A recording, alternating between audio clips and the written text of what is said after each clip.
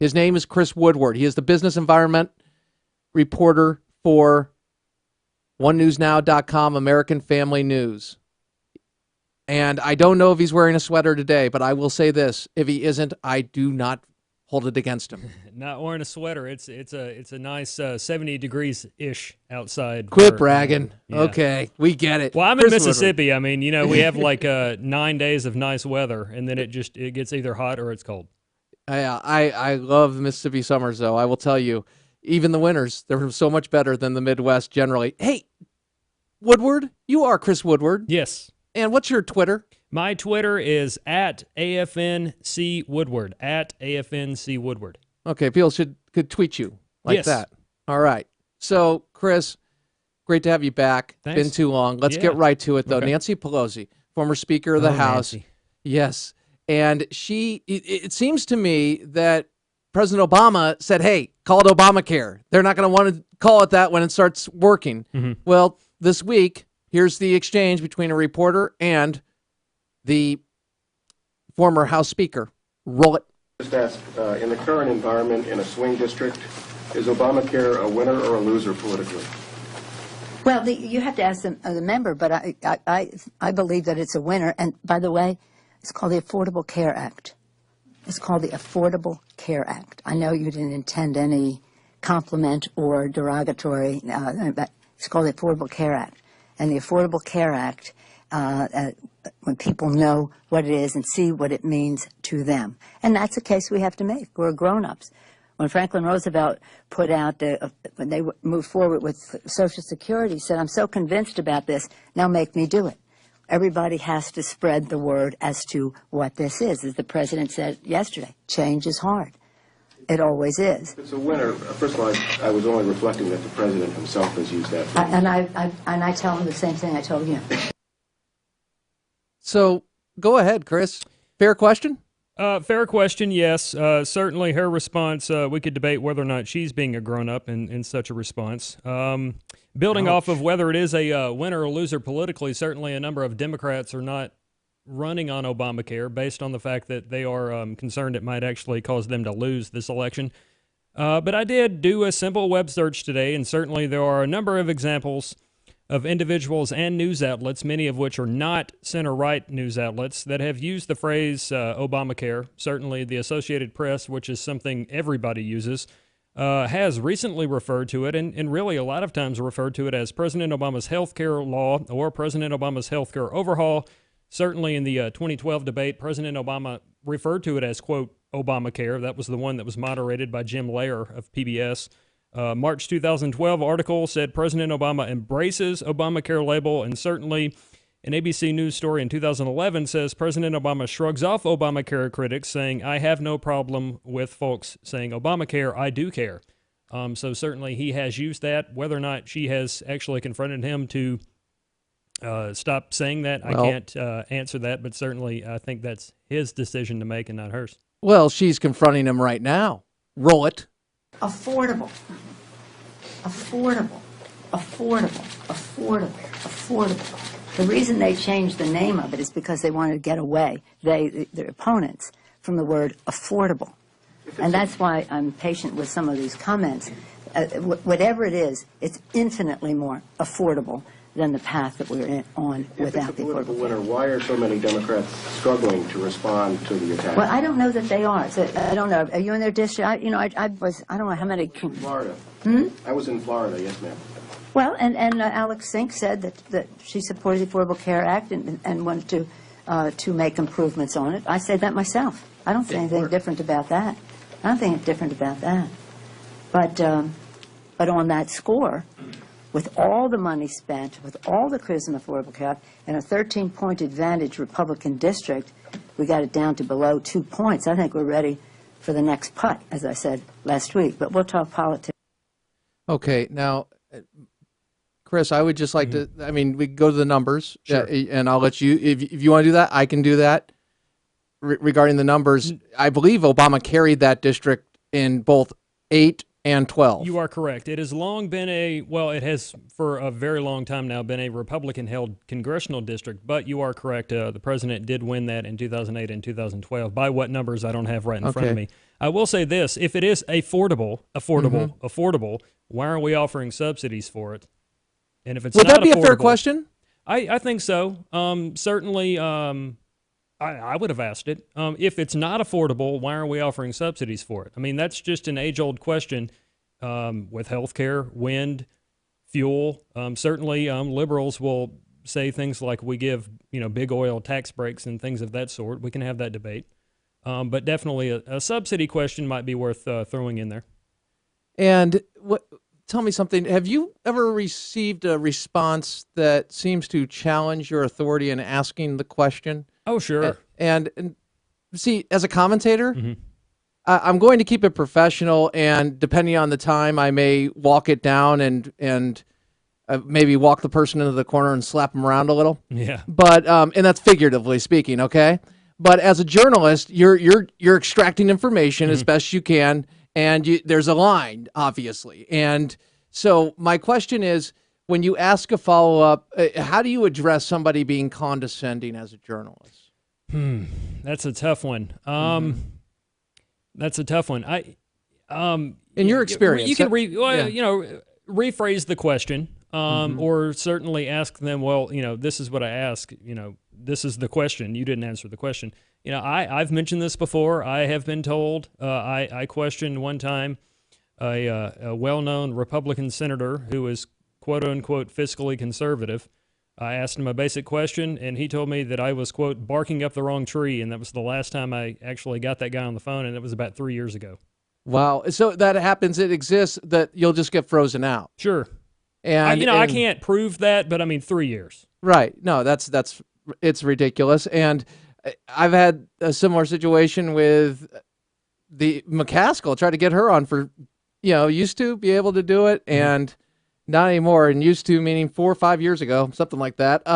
Last time was At some 08 point, at the you convention. just lose count. Yeah. Yeah, but it is frustrating. And so just to let people know, it's the idea of having access, and that goes to a question regarding the White House. Real quick here, the story, I know you're familiar with it, the story about the questions being pre-given to the White House and the questions about the cooperation between the White House and the White House press corps. Right. Yeah, I mean, there's long been rumors and probably some truth to it that there is collaboration between White Houses and political reporters. Noticed I said White Houses.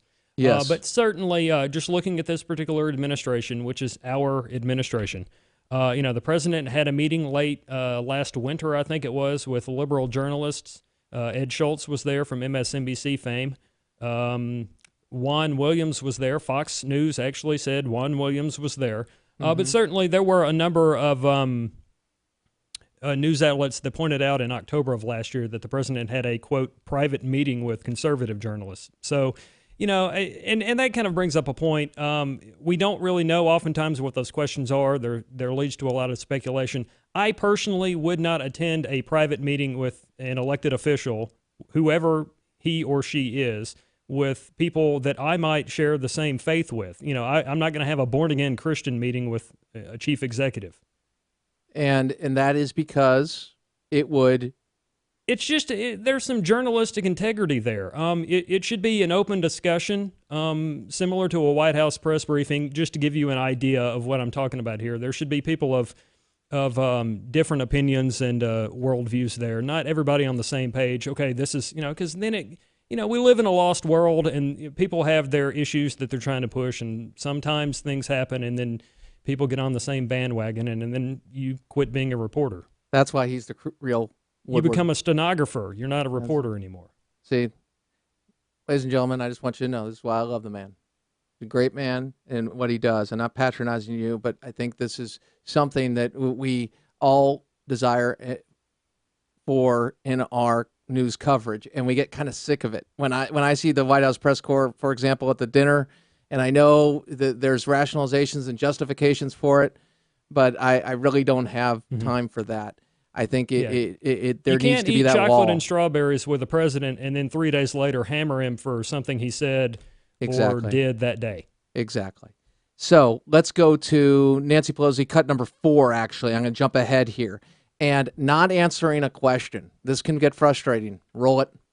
We're hearing voices in the insurance industry saying that the ACA is going to lead directly to premium increases. Really? And you're saying that they're going to lead to decreases. Name names.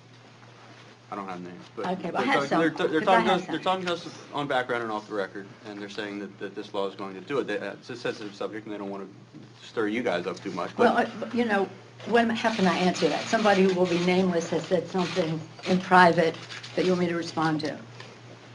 well, the industry is always going to blame the law for something. I understand that point, but The you're saying that industry- that premiums are going to increase or to decrease. They're saying they're going to increase, and they're blaming the law. So how do you reconcile those two conflicting statements? Let me just. Okay, real quick, Chris. The industry gets threatened. So I think they'd be a little protective of themselves. Right. What did you make of? Was that intimidation? Was that an attempt to intimidate the reporter? It was, and certainly she needs to read The Hill, which is a publication written for and published for Congress.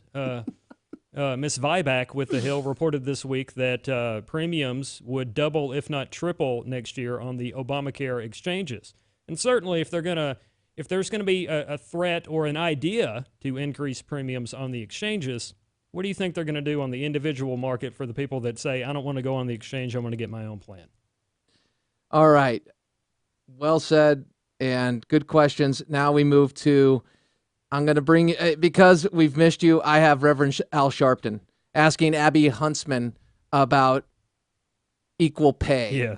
Here's just part of the exchange. Roll it. I know, so busy. Yes, both of you so busy. I'm really happy you made it.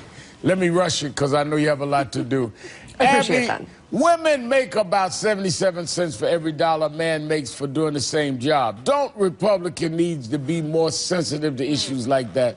You know, there's no such thing as being too busy for equal pay. Maybe I'm misunderstanding something, but I've never heard that excuse before, or the idea that men are better negotiators than women. Maybe that's the case. Regardless, though, that really had nothing to do with what she was asked. You could tell she was very thrown off. She didn't quite know how to answer that question. If I were her, I would have said, look, I'm for equality. There are measures in the Lilly Ledbetter Act that might put a burden on businesses. Why not answer this head on? Why not be just honest about how you're feeling? This is when Republicans get into real trouble, when they don't answer things honestly. We see that time and time again. Honesty, tell me something. Referring to a couple of Republican women who were asked that he had just played clips of, who said they were too tired, too busy to answer. There's no such thing. Too busy to answer the question or words to that effect. And he took those and went forward with a stat, 77 cents. Which has been thrown out there by a number of people. And it happened. Yeah, we've got a number of clips that we can play them for you. But tell me, what's wrong with Mika Brzezinski did this? We have multiple examples of this being said. Right. So 77 cents and it being repeated and repeated. Is there a strategy to this? Well, I interviewed Sabrina Schaefer at the Independent Women's Forum last week in regards to the meeting that the president had with female Democratic lawmakers, House and Senate members, to talk about things that it was the quote burdens in the workplace that the president says that women in the workplace have, and one of the issues was pay and things of that sort. But Sabrina Schaefer at the Independent Women's Forum is one of the many women out there who say there is no such thing as a wage gap. It's an election year tactic to try and reach women, single women, maybe women that are in the lower part of the corporate ladder, if you will, that are trying to work their way up. Romina Bocha with the Heritage Foundation has made similar comments. They kind of say that oftentimes it's disputed because people aren't taking into account the time that a woman might take off to have children, if that is her choosing. She might have a different background or whatnot. Okay. That factors in. But I did find a 2005 quote from June O'Neill of the CBO. That's an entity that Republicans and Democrats use for information that said, quote, there is no gender gap in wages among men and women with similar family roles, end quote. Wow. Okay, can you stick around? I have Seaton coming on at 48 after the hour, so we have a little more time. I have Ellen for you and an interview, a hard-hitting interview with Ellen and the president. I wanted to ask you about the president going to places like Ellen and even Colin Cowherd, who Yeah. actually I think is fantastic at what he does, but I didn't understand it. So you can stick around with us? Yeah, I'm here. All right, so we're not going to dance. Maybe we'll dance a little, all right? I'm going to fill out my bracket in the meantime. Okay. Chris Woodward, and then Seton Motley. Crane Durham's Nothing But Truth. AFR Talk.